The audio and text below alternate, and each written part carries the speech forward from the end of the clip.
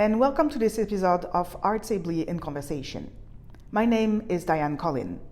This series presents artists, academics, and project leaders who dedicate their time and energy to a better accessibility for people with disabilities in the arts. You can find more of these conversations on our website, artsably.com, which is spelled artsably.com.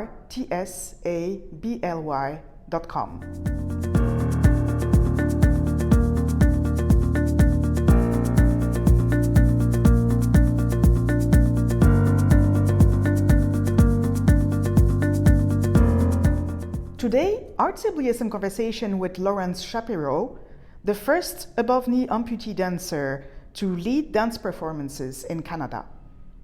You can find the resources mentioned by Laurence Shapiro during this interview on Arts Ably's website in the blog section. Hello, Laurence. Welcome to Arts Ably in Conversation. Hello, Diane. Thank you for this opportunity. Thank you so much for Bonjour. being here. Bonjour. Je veux parler français. Well, Mais malheureusement, je parle pas français. Okay. I'm not sure we're going to do the interview in French today. Okay, so we'll stick with English. I think so. So I know that you are one of the unique dancers in Canada who are doing what you're doing in dance. Yes, I am a validated deaf and disability artist with the Canada Council for the Arts. And I believe I'm probably one of the few amputee dancers in Canada. I'm sure there are more than me, but there's not a whole lot of us out there, I don't believe, who have a really high visibility. So I'd like to think I have a visibility. I've been doing this for about 20 years now. So yeah, so that's my time. I'm a deaf and disability artist, and my genre is performance art or dance. When did you start dancing? The year was 2005. I was very unemployed, and I got an email from an organization in Vancouver where I was living at the time, from a group called the Vancouver Society of Disability Arts and Culture. And they invited me to something that they called a disability dance audition. And being the less informed person I was at the time, I thought that disability dance really was for wheelchair users. And because I wasn't a wheelchair user, I thought I was at a disadvantage. I didn't think I could contribute because I felt wheelchair users were much more able to move around the stage faster, and I thought they had much more motion, and I didn't understand what role I could play. And it wasn't until I did the audition and we did the show that I began to understand that this word dance is not necessarily about motion per se. It's about performance, and it's the way you manifest movement and the way you present yourself to an audience. So that was my starting point in 2005, and it's been the most incredible 20 years. I just cannot believe all that I've achieved. And what did you do before 2025? I was trying to make a documentary film about disabled women in Vietnam. I lived in Vietnam for many years. I was with an organization called World University Service of Canada. And what I wanted to do was make a documentary. So I did an internship with the National Film Board. And interestingly, the man who gave me the invitation for the disability dance audition was featured in a National Film Board documentary on disabled artists. And that film is called Shameless. So I did my internship with the producer of the film. Her name is Tracy Friesen, and it's a terrific film. Please go check it out, Shameless. And it's directed by Bonnie Scher-Klein, and that was a terrific film. And yeah, so I was just looking for more opportunities, and then I got this just in a million years. I never thought I would be a dancer. Absolutely never. Ever, ever, ever. So how did your career evolve after becoming a dancer? Well, after we did the show, someone in the audience saw, and they loved it so much, she applied to the United Way to get a grant. And so she invited me to do dance workshops for children through the grant that she got at the United Way. And so this was in Vancouver, and we went around together to different schools and so on. And I just began to get more re-interested in it. And then I learned that there was going to be a disability dance conference in Scotland. And then I submitted an application and they invited me to come speak to it, but how could I pay for it? And then my employment counselor said, the words that definitely changed my life, check out the Canada Council website. And that's how I began to learn that there is funding available for disabled artists in Canada. So I did that conference, and then from there I just kept doing more shows and applying for more grants, and it was, yeah. So can you talk a little bit about the shows that you worked on for these years? I'll start with Toronto. In the year, when I moved back to Toronto in the year 2015, I applied to the Ontario Arts Council's Deaf and Disability Arts program for funding to do a show, and I got the funding, and that was just thrilling.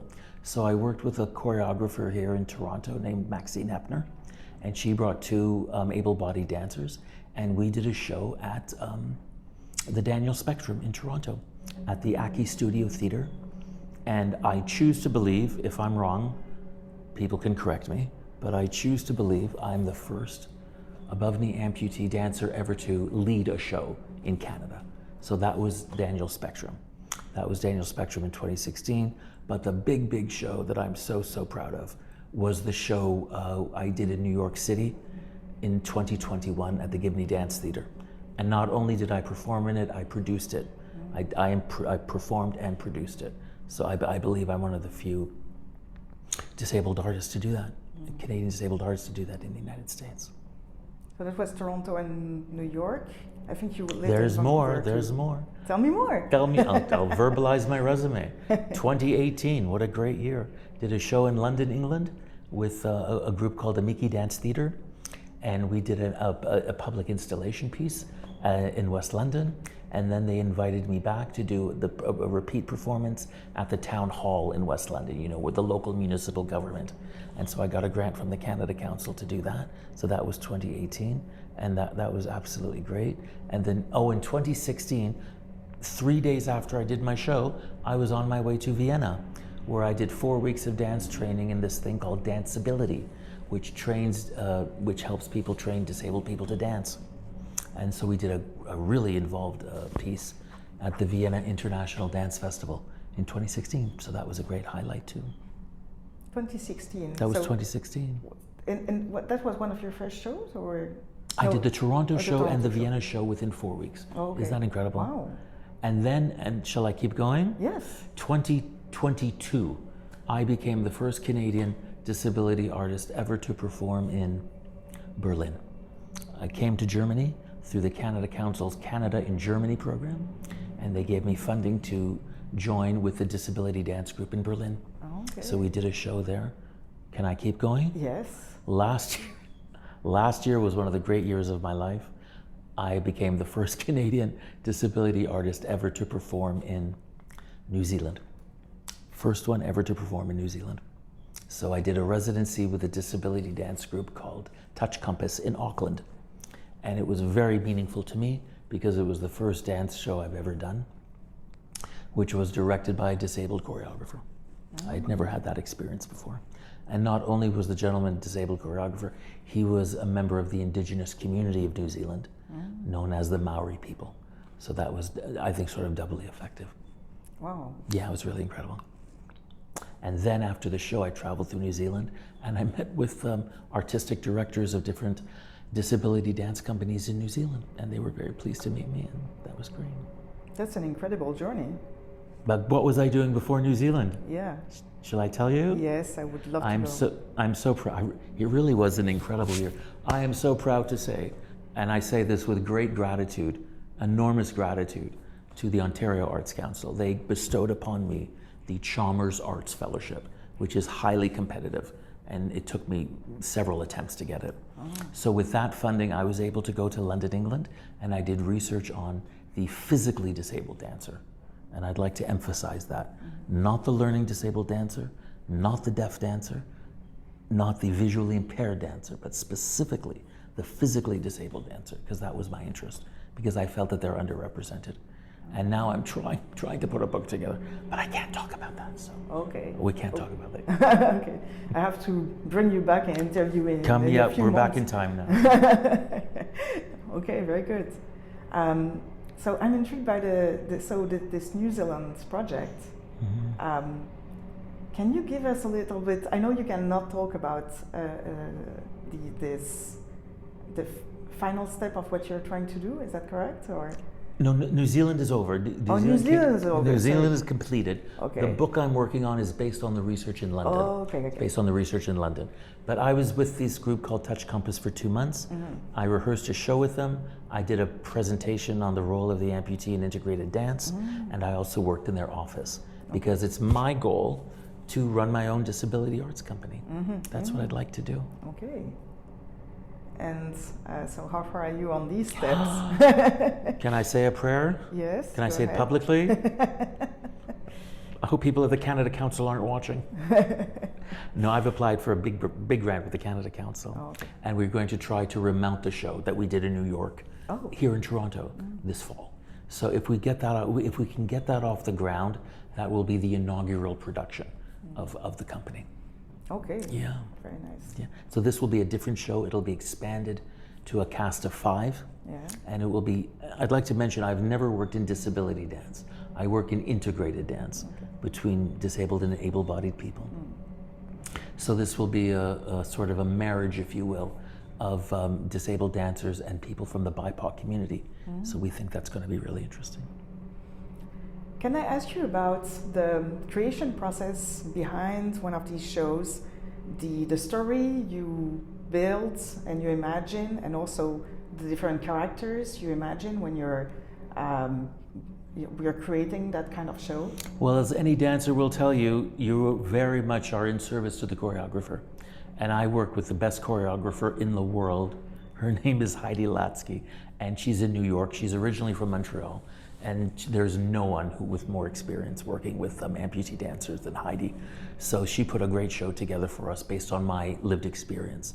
But she incorporated choreographic practice in it.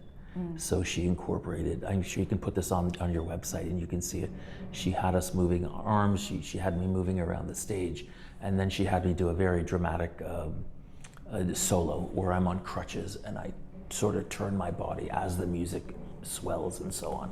So she was able to create a good dramatic effect to it.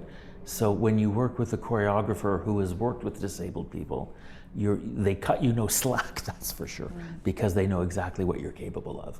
And so Heidi really pushed me, and she needed to do that. And I'm very glad she did.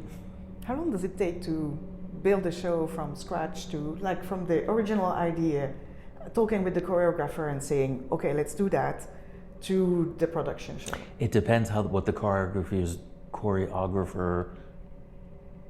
road is. If the choreographer is, if you're working with directed choreography, there's some choreographers who will tell you exactly do this, do this, do this, do this, and there's some choreographers who will work out of improvisation. Improvisation certainly has its role.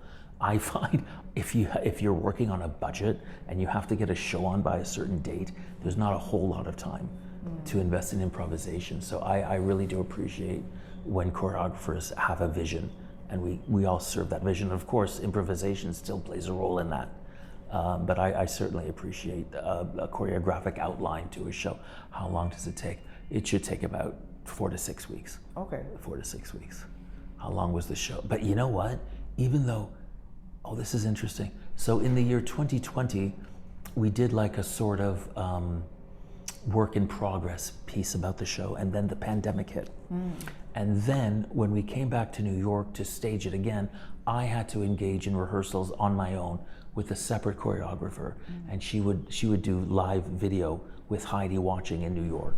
So I had spent weeks rehearsing in order to arrive at the rehearsal. So even though the rehearsal might have taken a little over 4 weeks, my own contribution represented a lot more time than that. Yeah, so, and I'm sure the other dancers did their thing as well prior to coming to it.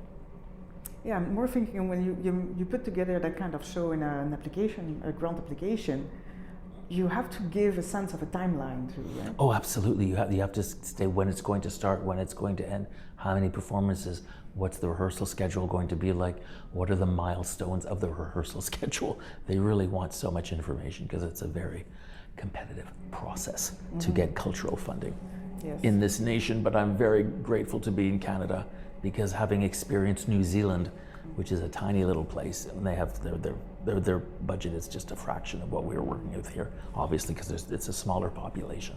So I'm enormously grateful for Canada. Canada has a certain absolute commitment to disability arts.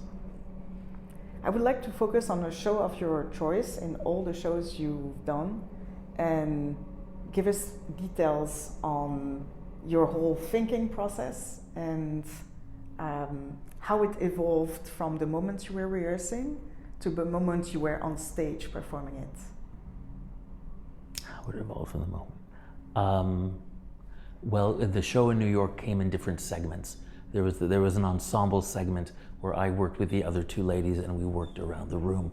There were solo segments where I was completely on my own. Certainly what's most memorable to me is that Heidi wanted me to be on crutches, and she wanted me to go very, very, very quickly, galloping, back and forth, and then she wanted me to stop, and then the music changes and I turn and twist on my crutches. So I remember that very well, and I certainly remember it's different when you do it in front of an audience, that's for sure, because you get a reaction. And if I can just say one more thing, the show we did in 2016, this is a true story. There was a child in the audience. So I asked the choreographer, could you please make it clear to the audience, there's going to be some graphic images in the show. And so she said, if there's anyone who doesn't feel comfortable, you can take your program and just cover your eyes. She only said it because I wanted her to say that, because I was concerned about the child in the audience. I didn't want to shock the child. That's my only memory of, that's the only thing I have about all the shows that I've done. But New York really was the highlight of my career, and I'm so hoping to do it again. So really, I want to go back to the rehearsal. So you were rehearsing with Heidi on these. What was in your mind when you were progressing on stage, on your when she asked you, for example, so you have to use your crutches, you have to do this and that movement? It must feel a bit uncomfortable, like pushing the boundaries on something that is not, I mean, it's physical to dance in general. And to dance on crutches, you must develop a certain technique. You came late in the career of dancer, right? So how did you develop all this technique?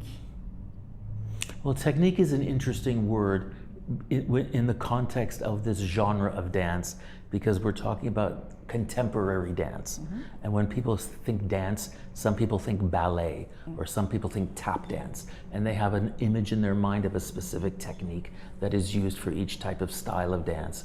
But in contemporary dance, it is so organic and it is so individualized, you really make it work for yourself. Mm-hmm. So in terms of technique, I would almost say fitness level trumps technique, that you just have to be fit really more than anything else. So I had to lose some weight and try to get more active and really be able to be more limber on the stage and to not be totally exhausted. Mm-hmm.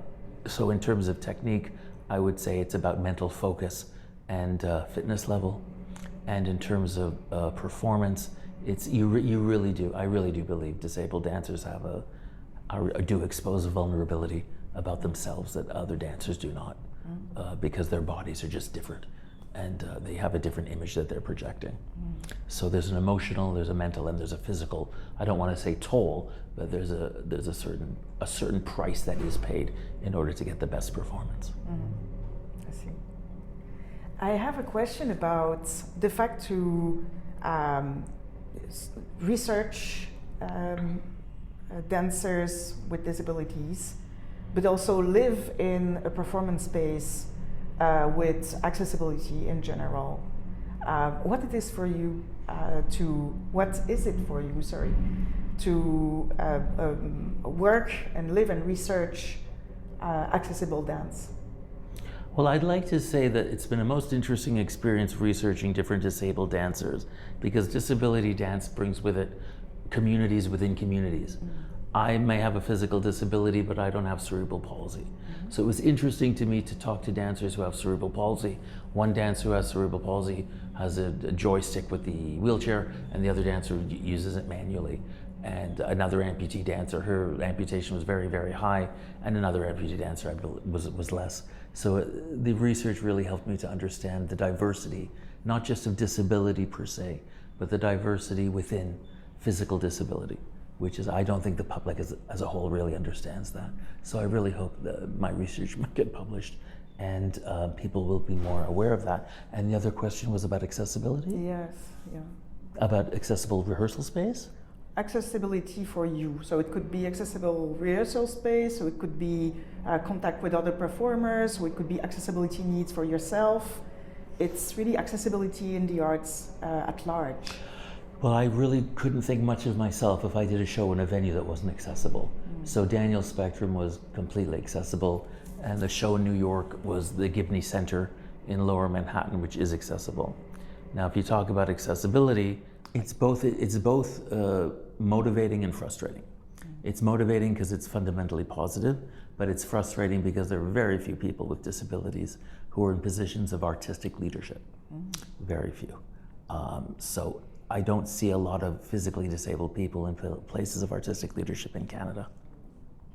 So that's something I want to aim for, and we need to have that. We need to have artistic leadership, and we need to have disabled people own the art kind of thing and challenge their own and chart their own journey. So that's what I'd like to see.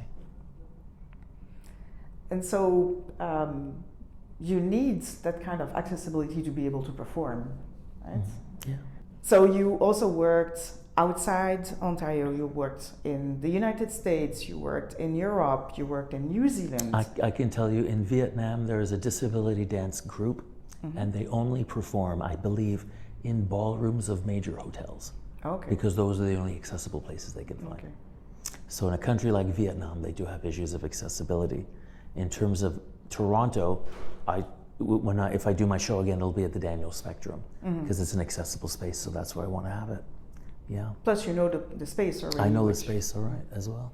But of course, I'd like to eventually work in larger venues. Is Harbourfront accessible, do you know? Yes, it is Harbourfront, okay. So that's great. So let's do Harbourfront, and let's get more disabled dancers at Harbourfront. That would be great. That really would. They actually do, they did, I think last year, they did a festival with inviting a bunch of performers with disabilities, including in their different spaces. They have different theaters, including a dance theater, the Fleck Dance Theater. Everything is accessible. I'll just tell you a quick little story. I was watching CNN, I was watching the PBS NewsHour last night. So there was a focus on disabled artists, visual artists in Oakland near San Francisco. And they did say right at the beginning, it's all different types of disabilities. But the artists that they interviewed were all visual artists with developmental disabilities. And then what they do is they have like once a week or once a month, they have like a dance. But the way that I saw it, the way it came across to me on my TV screen, it seemed that they were all developmental people dancing, but there were no physically disabled people. Yeah. So again, the word disability just means so many different things to so many different people. Yes, that's true. And so that's why I feel it's so important to for my group that I'm part of to give physically disabled dancers and artists a greater visibility. Thank you. I have a last question for you, and it's about meeting people who drove you in your career. So who motivated you to go further? If you had one person in particular to think of, who would it be and why? It would be the late, great Jeff McMurtry, who is no longer among us. And you can see Jeff in the National Film Board documentary Shameless.